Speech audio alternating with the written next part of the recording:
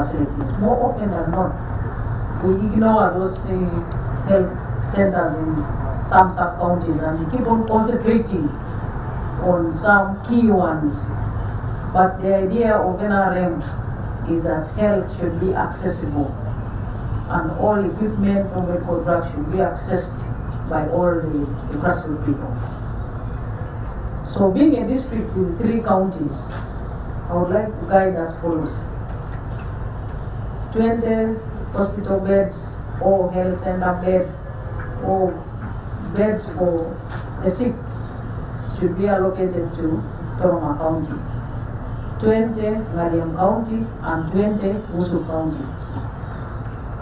And I have already spoken to the members of parliament for purposes of transporting them. The Honorable Member of Wusu have money to transport. Then for you just go and get the delivery note. Because I was also asked that the only thing they want is delivery notes. The Honorable Kolu will also come and transport the ones of Toroma County and then get the delivery notes. For Ngaliam County here, I don't see the MP. I will give that responsibility to the RBC. You give me the delivery notes for Ngaliam County here.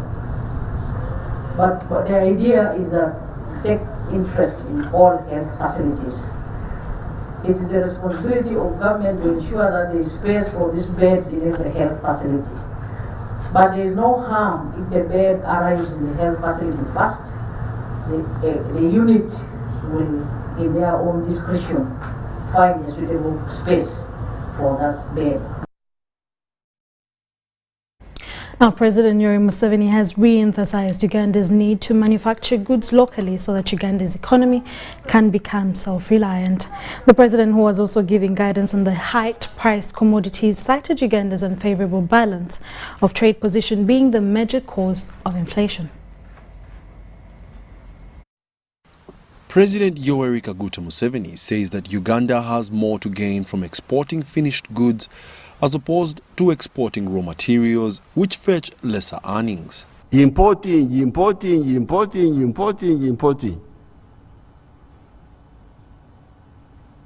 That's why point number 5 of the NRM 10 points was saying we are going to build an economy which is integrated, independent, and self-sustaining. And we have done, we have moved. I will show you how we have moved. You should audit it, how we have moved. Build an economy which is independent. Minimize Okusaka, minimize buying from outside. He gave commendable examples of sectors that are emulating the manufacturing model, that Uganda needs to prevent imported inflation, and encouraged other sectors to emulate. Beer, that one is now, we are no longer Kusaka.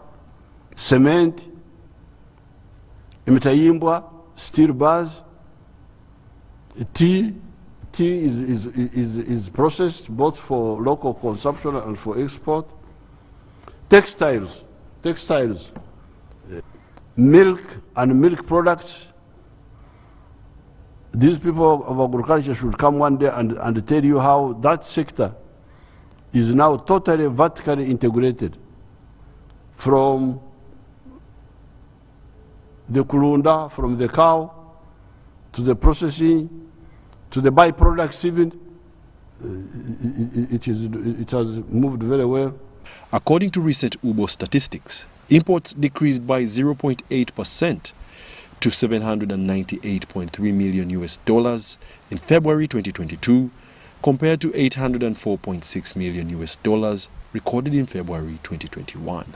The colonial economy at independence and up to 1970, when it broke down completely because of Idi Amin, was the economy of the 3 C's and the 3 T's. 3 C's meaning economy of coffee, of cotton, and copper. The 3 T's were tobacco, tourism, and tea. These were good, but the problem is that they were being exported as raw materials. This is where the problem is. When you export raw material, you get less money than if you are to make a final product out of that raw material. The president also invited Metu Katabazi to present his story on how he saw an opportunity to serve a local market through local fabrication of buses. Our industry of bus fabrication was established in 2018, and the reason why it was established, because industry is established to serve mankind. From the 1960s, Uganda was importing complete bus units from a neighboring country in East Africa, and we continue to import even today, even though I have a factory in Namamve. So this factory, in order to fabricate buses for our country, so that at least Uganda we are self-sufficient in bus manufacturing, and possibly also for neighboring countries. The national address was primarily meant to address the current commodity price hikes, mainly due to expensive petroleum products occasioned by the war between Russia and Ukraine, and also the gradual phase out of petroleum being used in motor vehicles. Wadulo Makano, UBC News, in Kampala.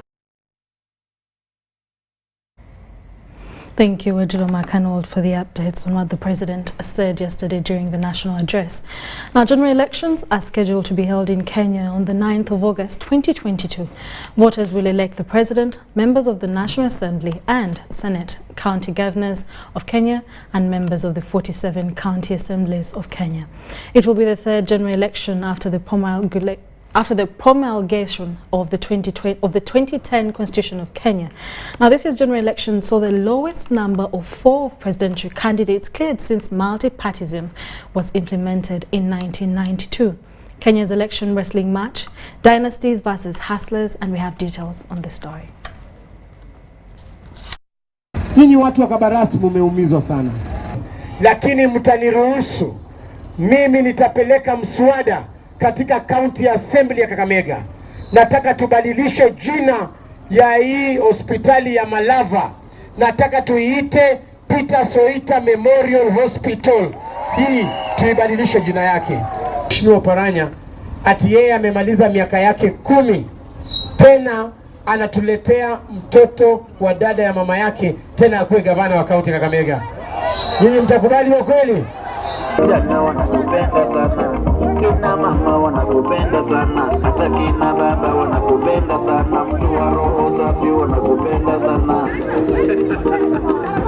Anaitwa Mheshimiwa Cisco Mbini, ndio Senator wa Vihiga County 2022.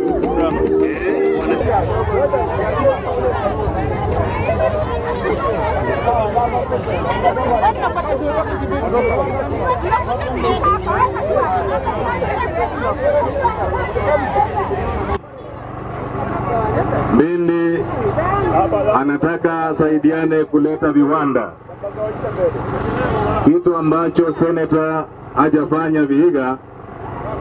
Tunaomba tupate nafasi hii ili tuwahudumie, tulete maendeleo katika kaunti yetu. Nashukuru sana. Naitwa Madaga. Asante. Ndio. Ninashukuru. Asante sana. Nitakuwa mwanasiasa wa kwanza kuambia ukweli. Mwanasiasa wa kwanza kuambia jinsi nimekuja kutambulisha mke wangu kwenu. Mjue muone ni huyu peke yake. Ninashukuru.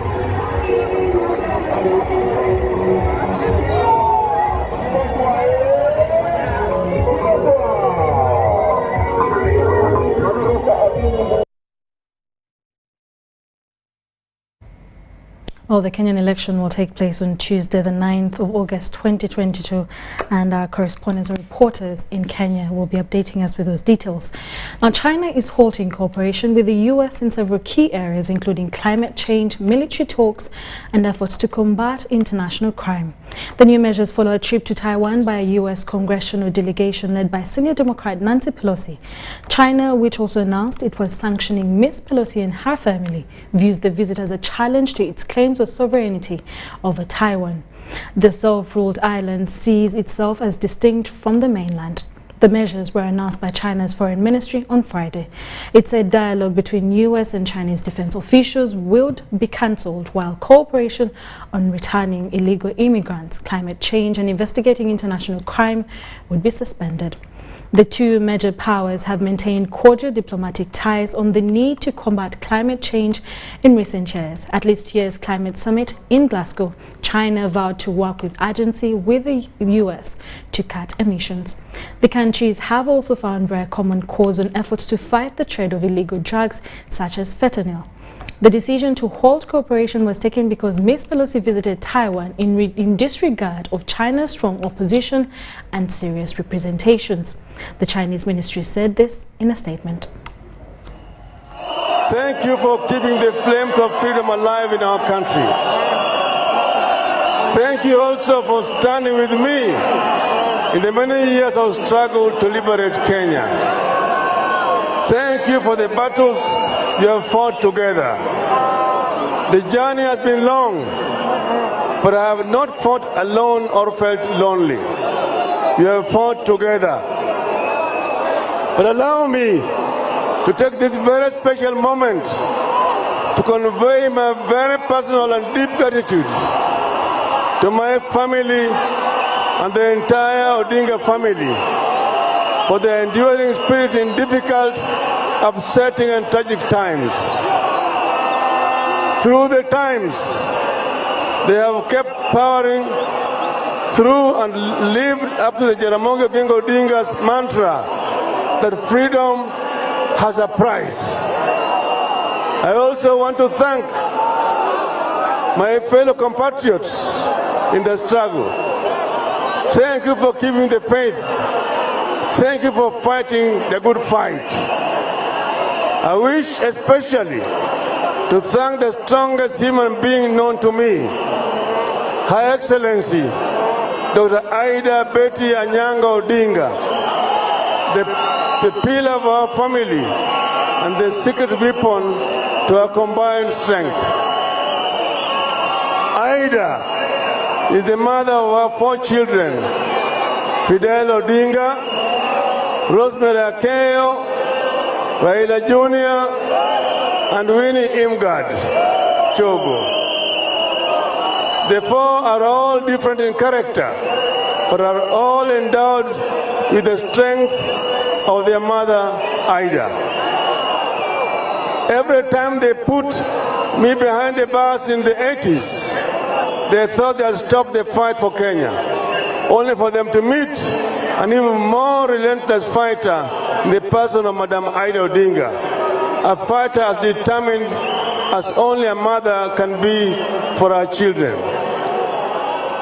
Nothing can stop the power of a good woman fighting shoulder with shoulder with an engineer. However, in this election, Mama Aida Odinga's children are you, the people of Kenya. Fellow Kenyans, by voting in our next deputy president, Madam Martha Wangari Karua, you will have a complete army to fight for you and our country. Martha is a freedom fighter. She stood for the right of the people of Kenya.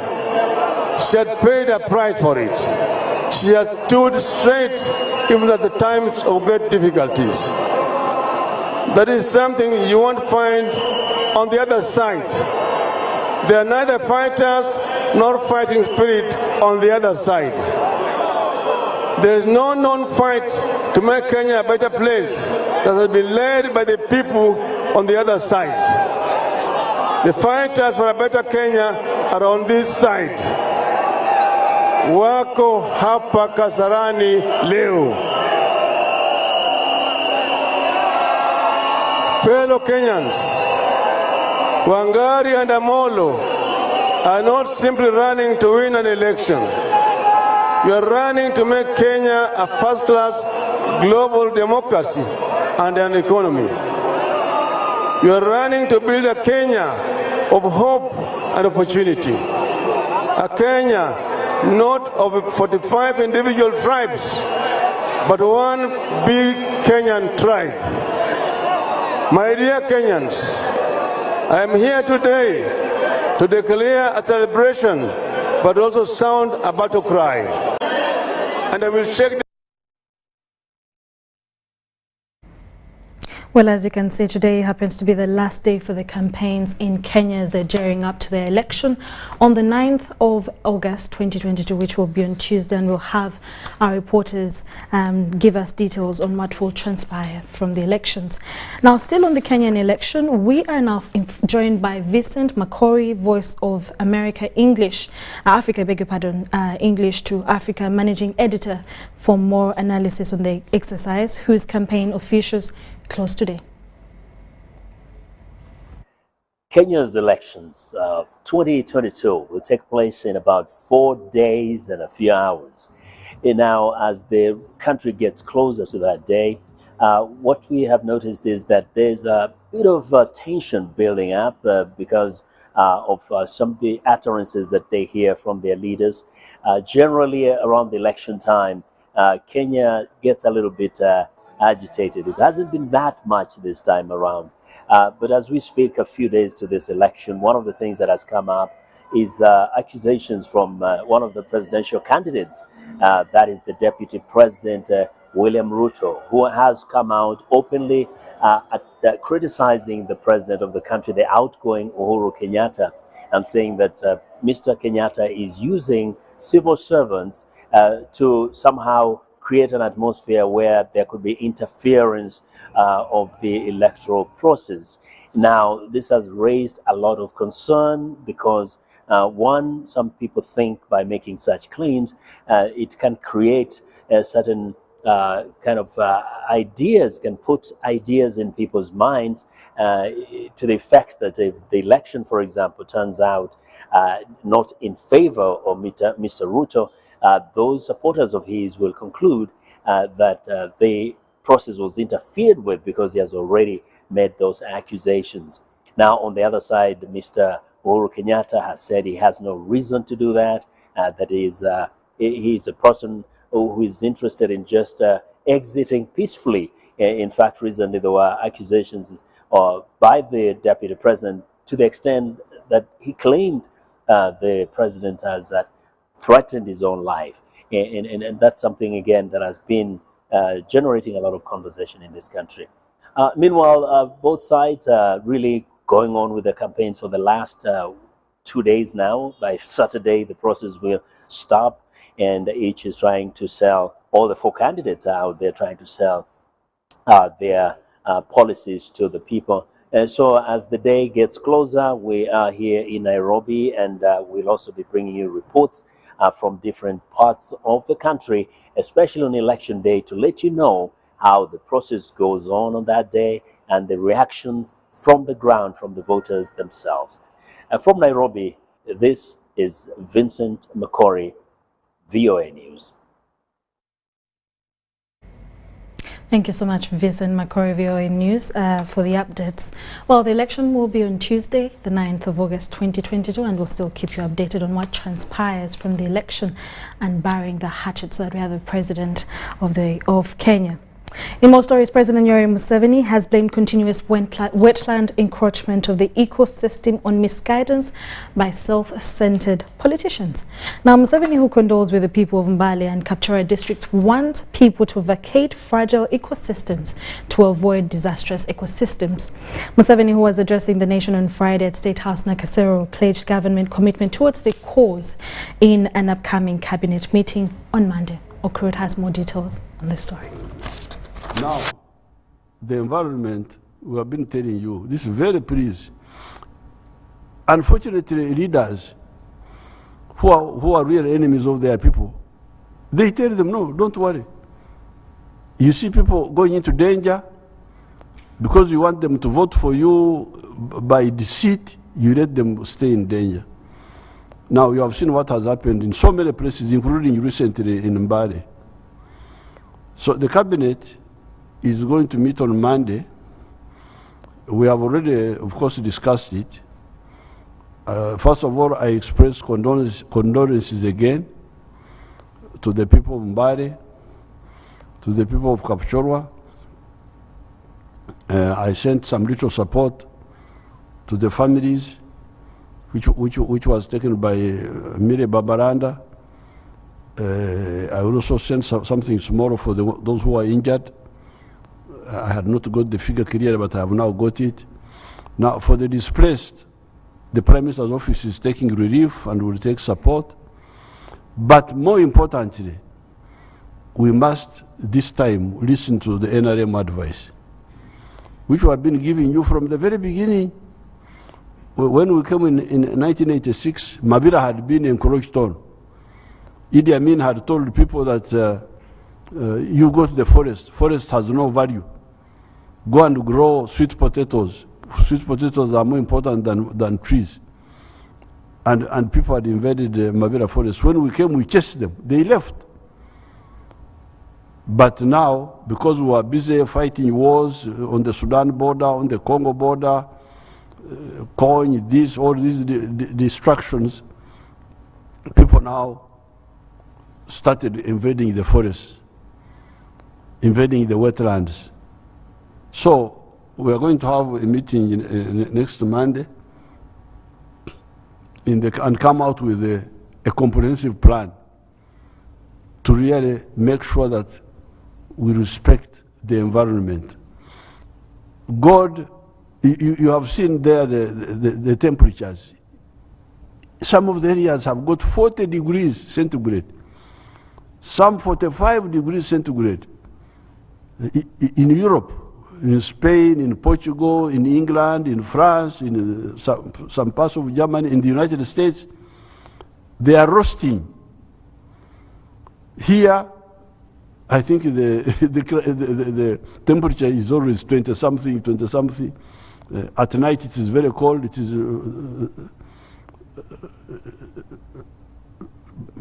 much colder. We are still lucky because we are a highland. We are a plateau. So please, let's save ourselves. We have got everything here.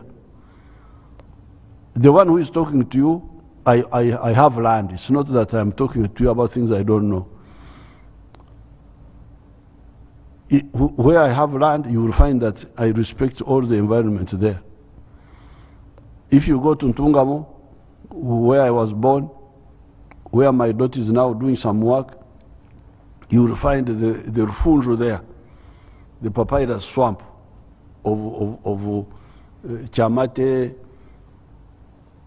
Katinda, Chamugashi. It is there. Nobody can touch it.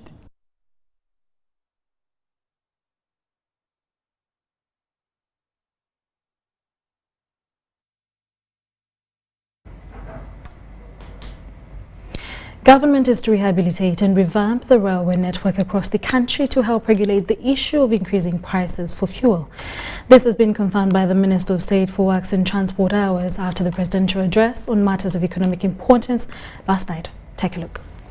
President Yoweri Kaguta Museveni has guided the nation about the current economic situation in the country, with much emphasis on the skyrocketing commodity prices due to the increasing fuel prices in the world.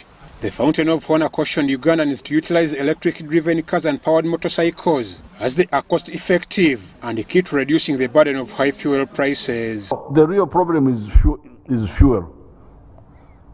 It is the fuel. And the answer for it is to go to the electric vehicles, number one, and electric pikipikis. Secondly, to use the railway.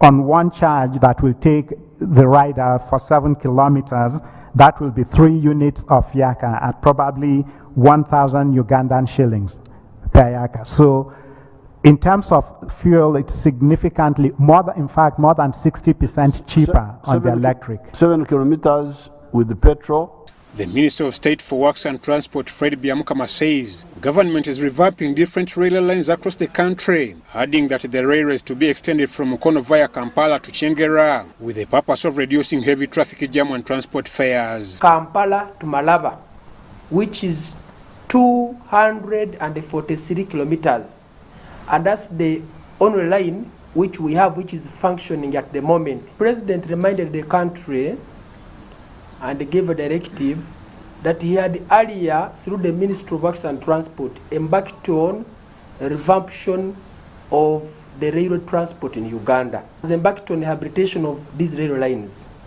Number one, the one from Kampala, from Malaba to Mukono, then to Kampala. We have the Tororo Gulu, which is 375 kilometers.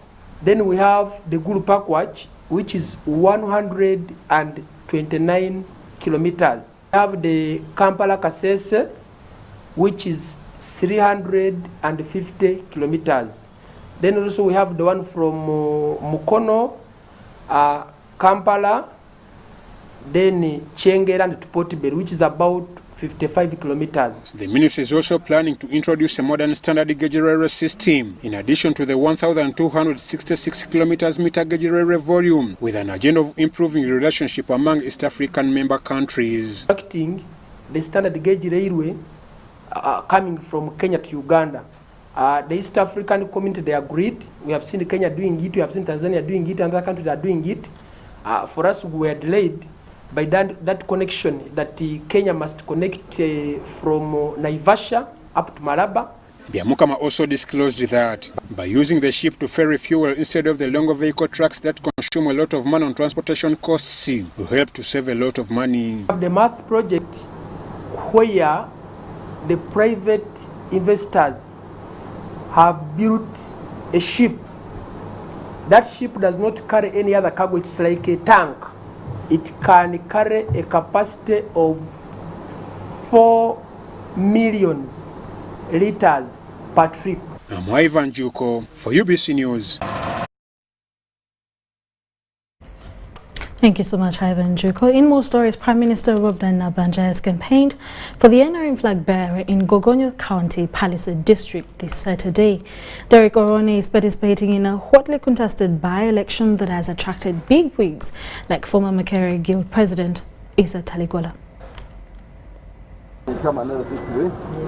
It is 7th August 2022, and at exactly midday, the Prime Minister of Uganda, Right Honorable Robdan Nabanja, arrived here at Ngururu Primary Playground in Palisade District. Before convening for the NRM party leaders meeting from Objet Sub-County, the Prime Minister couldn't leave without greeting the on-pitch and roadside supporters who were waiting.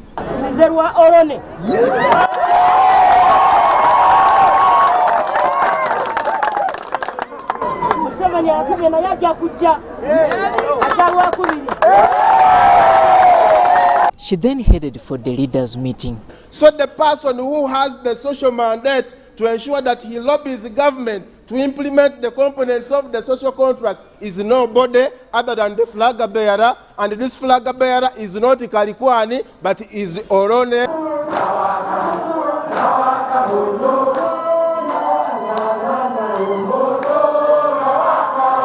That young man is very clever. He has been there for just 1 year, but the friends he has made, and I know those some of his friends have been here. He has friends and his future looks bright.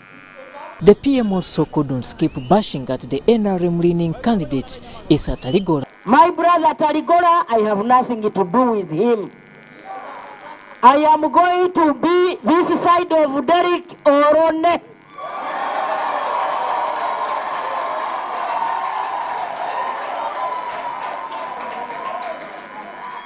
When the time comes and he gets the flag, we shall be with him.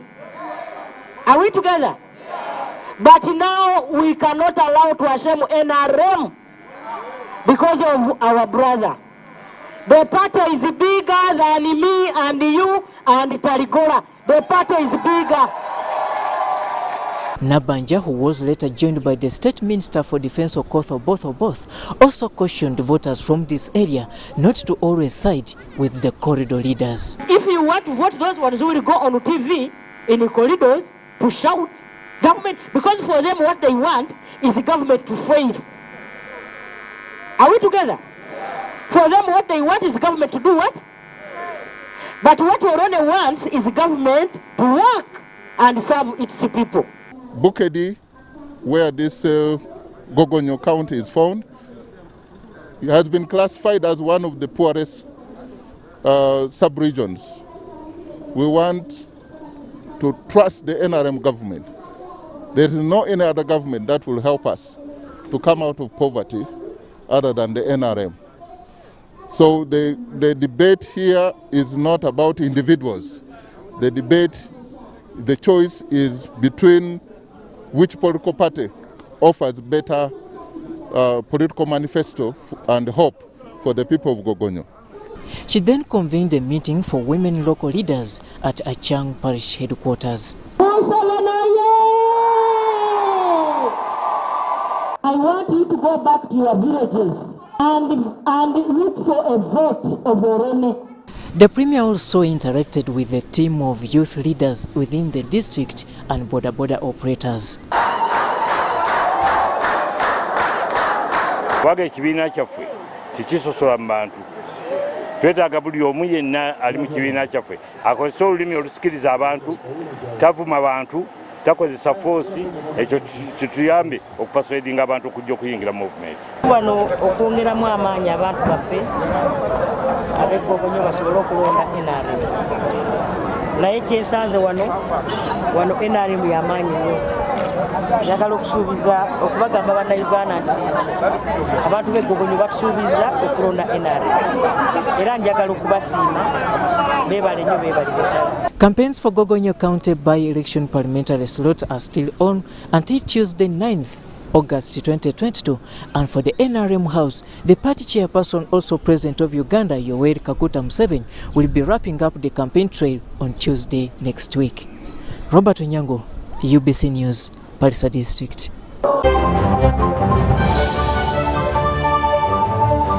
Vimba! Ni MTN Kabode Super as you pay mpola for this smartphone. Make calls, update your WhatsApp status, watch YouTube, and Google anything under the sun with 2 GB worth of data every month for 7 months. Simply make a small deposit of 99k and pay the balance mpola. You can pay in daily, weekly, or even monthly installments while you enjoy your new phone. So what are you doing today? Visit any MTN shop near you and get the MTN Kabode Super easy.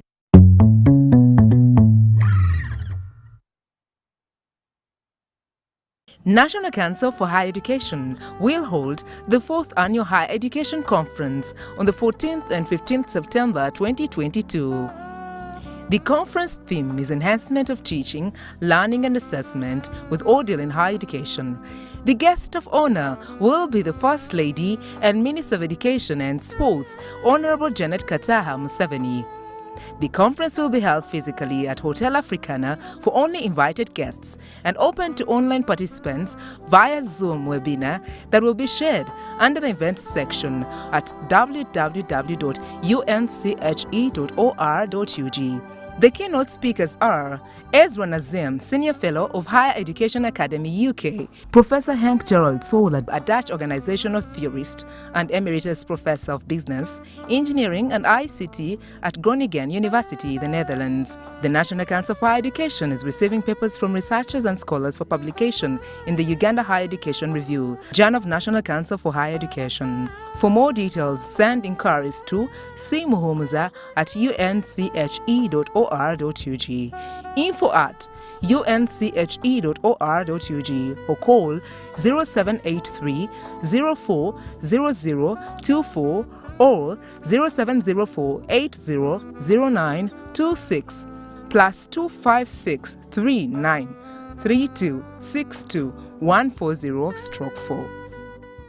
Enjoy more GBs for the same price on Airtel. Shareable using 2 Gabonais. We have increased GBs across all your favorite packs. Now, 4 GB is at 10,000 shillings and 10.5 GB at 22,500 shillings, all valid for a week. For the heavy data users, enjoy 24 GB at 50,000 shillings and 50 GB at 100,000 shillings, all valid for a month. Dial *175# or use the My Airtel app to buy these and more affordable weekly and monthly data bundles on Airtel, the smartphone network.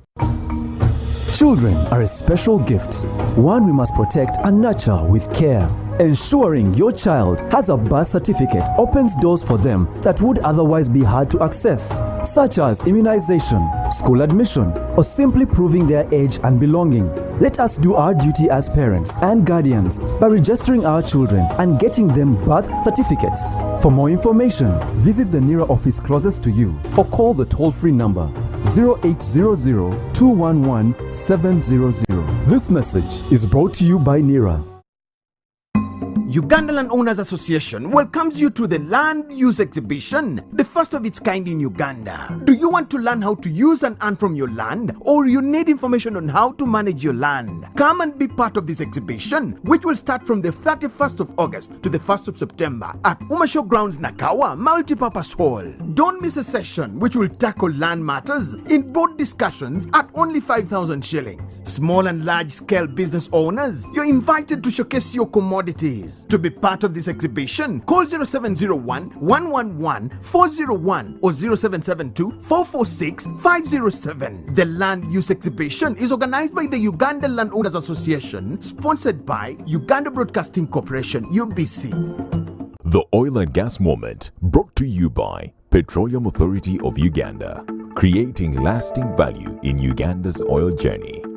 The oil and gas activities in Uganda are expected to create about 160,000 new jobs. Close to 70% of these jobs will Meet Professor Petero. He knows something every hustler in UG is gonna love. Oh, see. You see, I was just trying to get the documents to register for Airtel Money. You don't need the documents. You just set for register. What's going on here? He sells things from the shop, and behind my back, he gets the money and gives it to his girlfriends.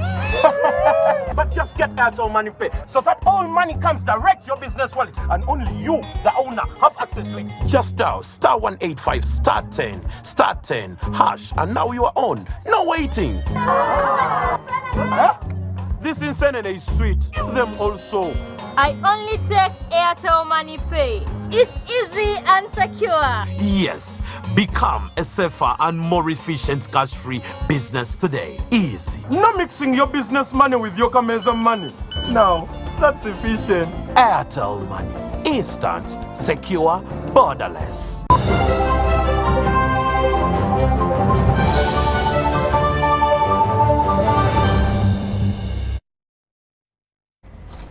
Welcome back to UBC News Tonight with me, Sharon Chamdisha and Mugadu Mohammed in Sign Language. In our sports stories, after an impressive showing at the 2022 Commonwealth Games in Birmingham, where 5th position was attained, the national netball team hierarchy has shifted attention to the future. We talked to team captain Peace Proscovia, coach Fred Mugedwa, and Netball Federation President Sarah Babidia. Take a look.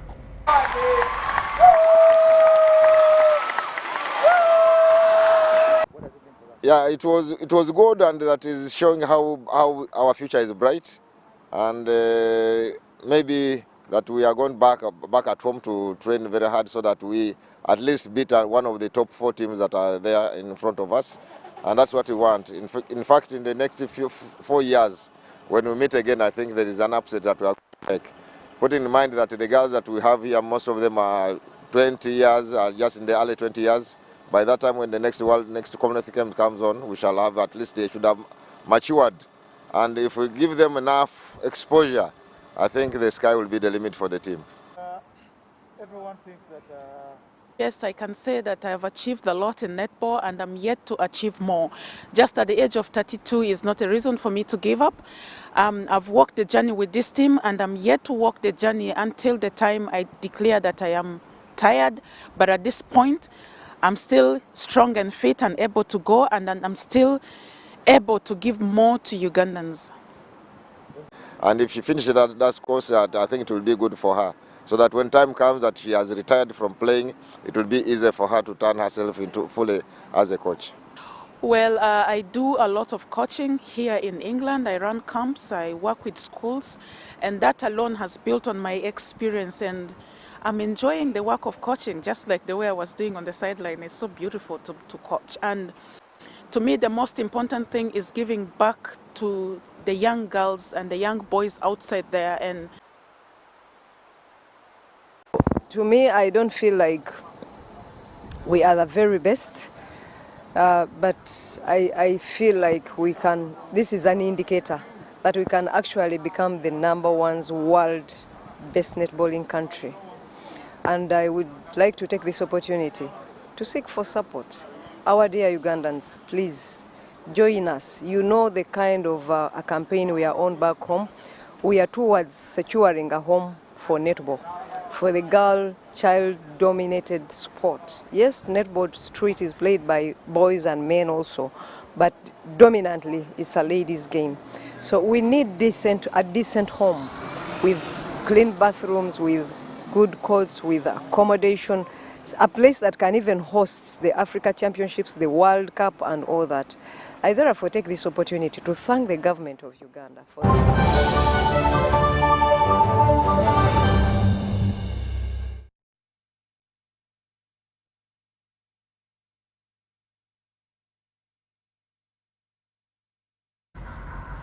Well, that's all we had for you this evening. Thank you so much for watching UBC News Tonight. Do join us again at 10 p.m. for more news coming your way. My name is Sharon Chomdisha with Ngalu Mohammed on Sign Language. Stay tuned for more programming coming your way.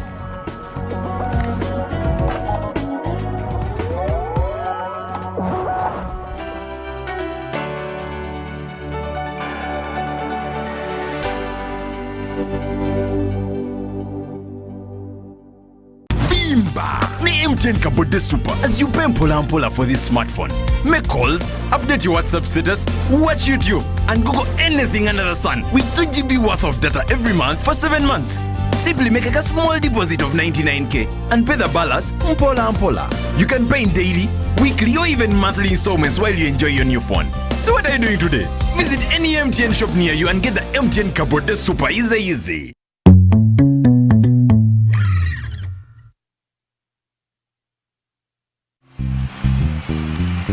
Vigor Awards are Uganda's premier and most sought after Christian music awards.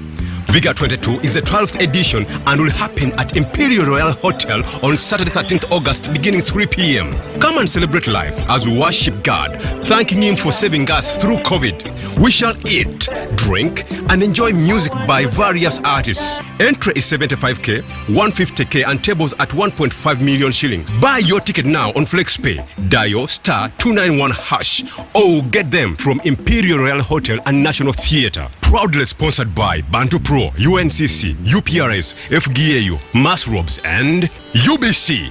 God bless you.